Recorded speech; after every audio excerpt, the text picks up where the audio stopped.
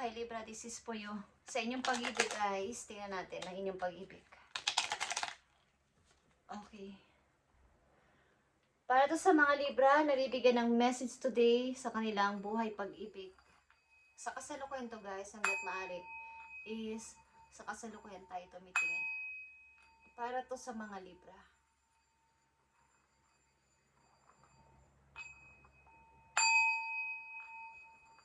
Bigyan mo ng message sa mga Libra sa kanilang pag-ibig. Buhay pag-ibig ng mga Libra. Okay. Bigyan mo sila ng message. They are the one. Okay, kung kayo nasa pag-ibig na is, they are the one. Maaaring, nandyan na siya. Na-meet nyo na ang inyong partner. Guys, Libra.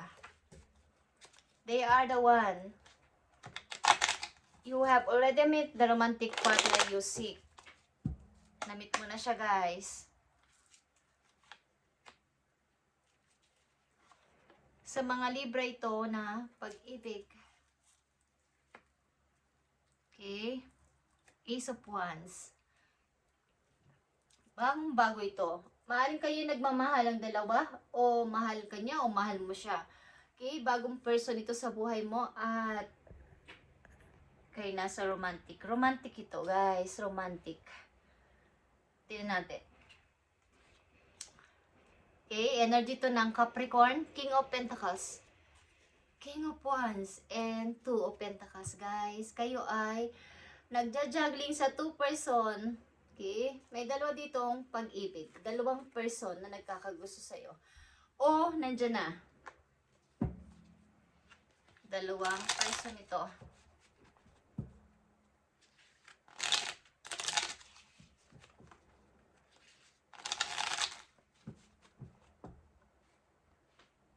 Something may kaguluhan dito sapagkat hindi nyo alam kung sino sa dalawa sapagkat maayos ito pareho. Maayos ang, kumbaga pareho silang provider. Ang isang negosyante, pareho silang negosyante, guys, actually, okay? May parang business-minded, workaholic, mahilig sa trabaho ang mga tao na to, ang mga energy na to. So, ang hirap mamili. Okay, guys. Bago yan, tingnan natin ang inyong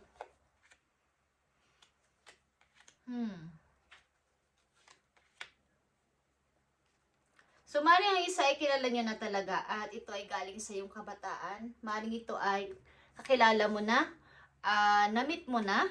Kumbaga, maaaring ito ay classmate mo o kaya taga same kayo ng place. So, ang isa dito ay maaaring kilala mo na. Page of Swords is here. Queen of Wands and the Hangman. Okay, guys? Maaaring mga nakaraan ninyong taon is andito yung meron sa inyo ditong naniniwala. May sumusuporta ditong person lagi nakaagapay sa inyo. Isa sa energy na nandito ay palagi nakasupport sa inyo ano man ang mangyari. Kayo man ay na ups and down ang nangyayari sa buhay. Ang person na to ay laging nandito. Sad to say, maaaring dumaan ng maraming taon at hindi nyo na nakita ang tao na to. But nagpakita ulit. But meron na ulit kayong nakilalang bago. So ano ang mangyayari dito sa inyong pag-ibig na to? Maaaring kayo gulong-gulo o naguguluhan because pareho naman silang okay. Lalo na sa pananalapi at may stable naman silang pamumuhay. Okay, Libra. They are the one. Nandito ang Capricorn at Aries, Leo, Scorpio.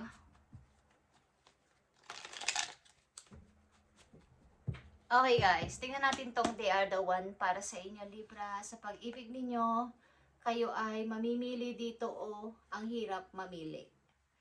So, kayo ay nasa ibang lugar, guys. Maaaring kayo nasa ibang country. Okay? Hindi wala sa inyong bansa, I mean.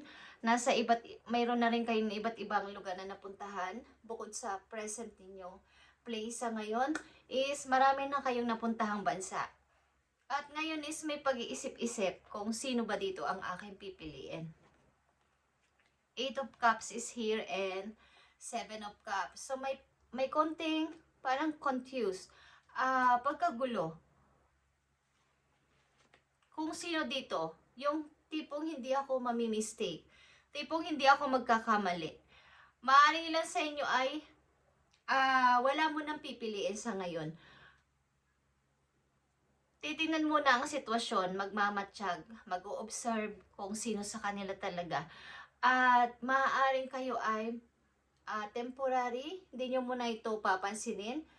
Aayusin nyo muna yung buhay ninyo. Kumbaga, doon muna kayo titingin ngayon sa inyong sariling mga gusto nyo gawin sa buhay. Doon muna kayo magpo-focus sa ngayon. But, ang pag-ibig na to ay nandyan na, guys.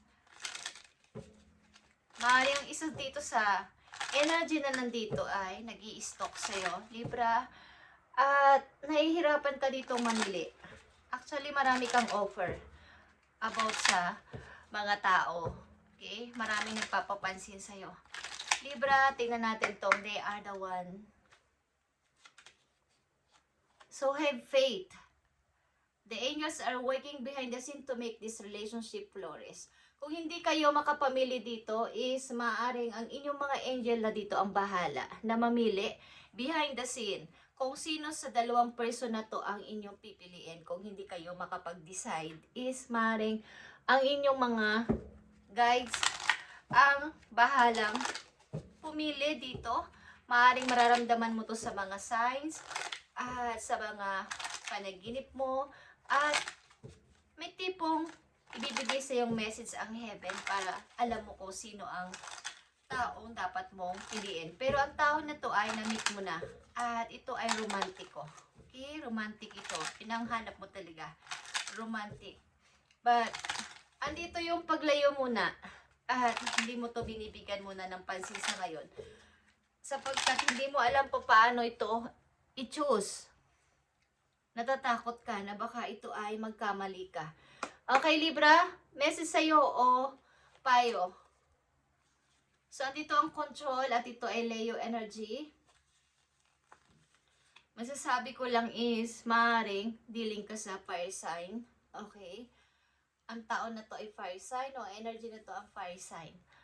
So, kayo ay mag-control ng inyong temper sa inyong kasalukuyang sitwasyon, sa trabaho man to, sa family man to, o sa mga tao lumalapit sa inyo sa paligid, is mag-temper ka ng iyong control. Bawa, pagkainis, pagkagalit, o pagkayamot, naiirita. So, ito ay inyong i-control, ibigyan ng balance, Libra, sa inyong sitwasyon sa ngayon. Sapagkat sa halip na kayo ay masaya at punong-puno ng pangarap sa buhay, is parang nawawala yung inyong, yung level nyo is nababawasan ang inyong energy dito. Kung ito ay bibigyan ninyo ng, kumbaga, hindi nyo mapipigil ang inyong galit. Okay. Tingnan natin ang message dito about pa rin sa they are the one. They are the one. Thief is here. Andito ang journey. At unexpected income din is meron sa inyo, Libra. Kayo ay magkakaroon ng hindi mga inaasahan na paglaki ng sahod, pagtaas ng sahod, at pagdagdag ng inyong ipon. Maaring kayo ay lalabas ng bansa o nasa labas na ng bansa. O ang ilan sa inyo ay maglalakbay talaga. Something travel is here. At ang ilan sa inyo sumasakay ng tren o mga yung pampasahero sa sakyan. At kayo din ay mag-ingat sa mga pagpansin sa mga taong hindi nyo kilala. Baka kayo ay magkaroon ng problema sa yung nagigiliwan kayo sa ganong mababait na mukha. Pero ang totoo ay kayo ay nililinlang o pwede kayong pagnakawan, guys. Okay? Just say. Tingnan natin, Libra, ang kahinatnan nitong they are the one. Ano ang mga susunod pang message po yun dito? Para dito sa they are the one, sa yung pag-ibig. I need message for Libra dito. Maring kayo ay nag-iisip-isip. Okay. Something dito, guys, ay may paghihintay. Wait muna. Hindi mo na ako magmamadaling mag-desisyon. Pabayaan ko na lang ang tadhana ang magpasya kung sino at sino yung taong pipiliin ko o yung sinong tao ang makakasama ko. Okay? So, tingnan natin tong they are the one. Libra. Libra. Ace of Cups is here. Wagas na pag-ibig ito, guys. Sacrifice. And King of Wands again is here. Marito, Aries o Leo. Madidiling kayo sa Aries o Leo. Something, guys. Ito ay may pagsasacrifice na mangyayari. Andyan na yung person na to, but kailangan ko munang ipagpatuloy ang aking mga nasimulan. Okay? Maaaring, aliman sa inyong dalawa dito ay aalis muna para sa something na may mga responsibilidad pang dapat tapusin. So, ang pag-ibig na to ay kumbaga naka-stop muna. Pero andyan na siya. At alam mo yan, kung sino ang pipili mo sa puso mo. Okay, Libra? Maaaring nagwe-wait lang. Okay? Something ng person na to ay laging andyan sa tabi mo sa hirap at ginhawa kahit naman nung hindi pa naman kayo at wala pa siyang naiisipang ganung bagay is maring close kayo ng tao na to. Tingnan ang inyong career, Libra. So, andito ang luck o to ay swerte para sa'yo. Believing in your own luck can help you cultivate an abundance mindset. So kayo ay sa lahat ng bagay ay parang lucky. Bawa kayo ay may tinayaan o mayroon kayong biniling ganito, may parapo. Lagi kayong nananalo, guys. At dito kayo, parang pag sinabi ninyo, mangyayari agad. Okay? Yung inyong salita ay nangyayari agad. Pag sinabi niyo, baka tatama ako, baka biling ko to, baka ako yung manalo, is nangyayari. So, ito yung inyong i-manifest at mas i-welcome nyo pa ang abundance sa inyong buhay, guys. May posibilidad na kayo ay palaging nananalo kung saan. Your perspective might be holding back your growth and luck. Yung pananaw mo din ay nakasalalay dito ang yung pananaw paano ka pa uunlad sa kaperahan, pag-unlad sa salapito. Kumbaga yung iyong pananaw. Halimbawa yung mga ideyang ibinibigay ng ibang tao is hindi mo pinapansin. So ito ay about din sa pananaw ng inyong, kumbaga yung paniniwala mo.